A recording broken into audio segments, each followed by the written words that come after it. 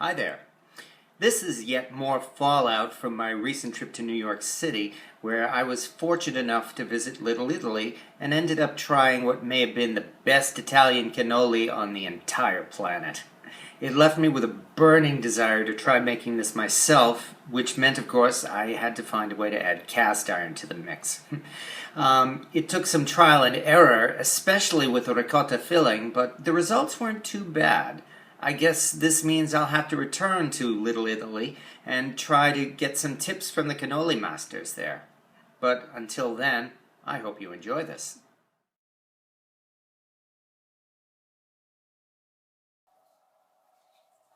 Since the genuine Sicilian ricotta impastata can be hard to find, we can make do by adding our ricotta cheese to a strainer and pressing down with a weight to squeeze out as much liquid as possible. Despite what some recipes say to drain the ricotta for only a few hours or overnight, you get really good results if you let the ricotta drain for at least 2 to 3 days. This will dry out the ricotta and give it a good consistency for the filling.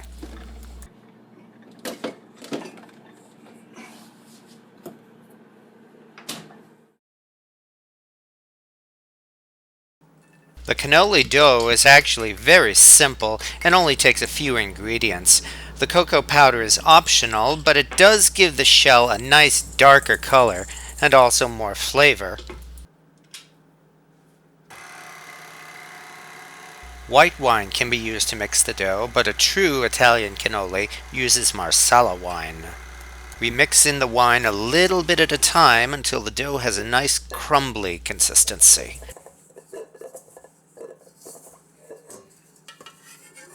Then, we have to knead the dough to make it firm. This takes about 5 minutes of kneading.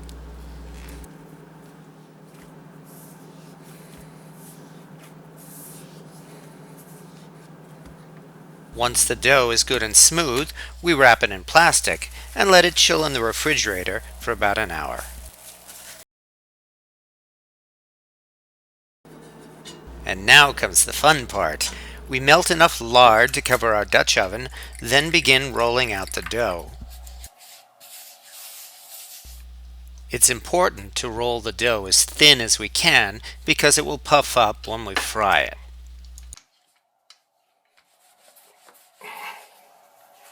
I find it easier to separate the dough into pieces, then roll each piece as thin as we can get. From here, use a round cutter to cut out as many pieces as you want. The size of the circles isn't really important because if you use a larger circle, you get a larger cannoli. All we have to do is keep cutting out as many circles as we want because of course there's no such thing as too many cannoli.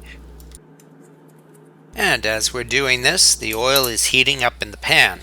I find it amusing that so many online recipes for cannoli shells say it's traditional to fry these in lard. Now, here we are frying this in low-fat vegetable oil. Since it's traditional to use lard, then go ahead and use lard. Once the oil reaches the right temperature, we roll up a cannoli shell and seal the end with a little bit of egg wash. Then, into the oil it goes.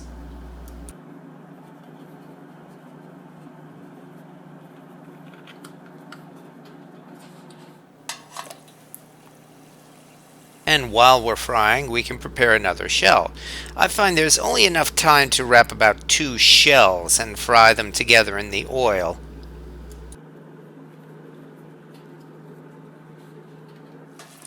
The shells only have to fry for about a minute or so, and if we try to roll a third shell, the first 2 might overcook. Simply roll them around to make sure the entire surface is evenly cooked, and then we take them out to cool them off.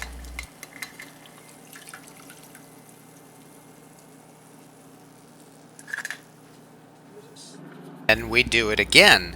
This would be a good family project, and it's certainly something your kids would enjoy, since it only takes a few seconds to roll a shell and only a minute to fry it. They can see the results right away. And as we know, kids are a lot more willing to eat something when they cook it themselves.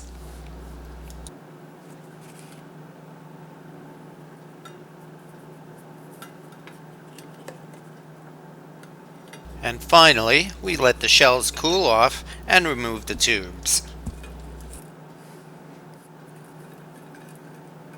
And here we have a good set of cannoli shells ready for filling.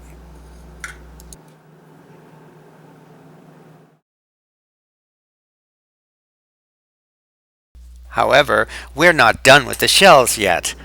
While it's easy to use the metal cannoli tubes to make the shells, not everyone may own a set of these, and so I wanted to try using a Wagner cast iron muffin pan to make cannoli cups, especially to show folks who don't have the cannoli tubes used for frying them. We use the same cannoli dough and simply insert them into a greased cast iron muffin pan. These were baked in a 375-degree oven. They puffed up nicely, though they weren't quite as crisp and bubbly as the fried ones. Obviously, this is because they were baked rather than fried. However, they're still fine for filling with cannoli cream, or any kind of filling you like. And finally, it's time to prepare the cannoli filling. Letting the ricotta drain for a long time gave a lot of liquid, and the cheese has a much more solid consistency. Some folks mix cream or frosting into their ricotta, but that changes the flavor and it doesn't give the taste of a real cannoli. Here, we only need to add powdered sugar, some cinnamon, and just a touch of nutmeg.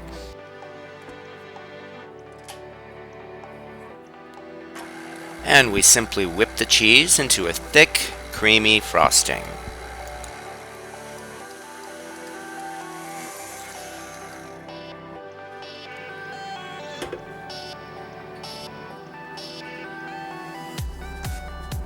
And from there, we fill each cannoli shell and add our favorite toppings.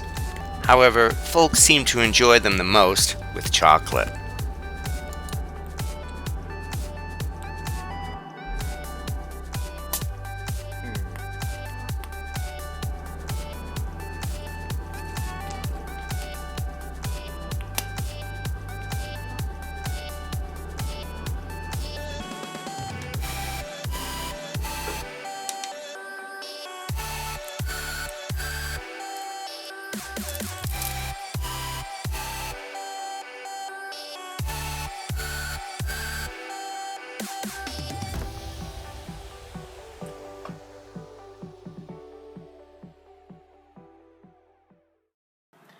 These may not be the equal to a New York City cannoli, or even a cannoli from Boston's North End, but I'm certainly not complaining with how these turned out. Preparing them wasn't especially hard either. It just took a lot of time and patience, along with a cast iron Dutch oven, and also lard. So I guess all we can say here is praise the lard and pass the ammunition.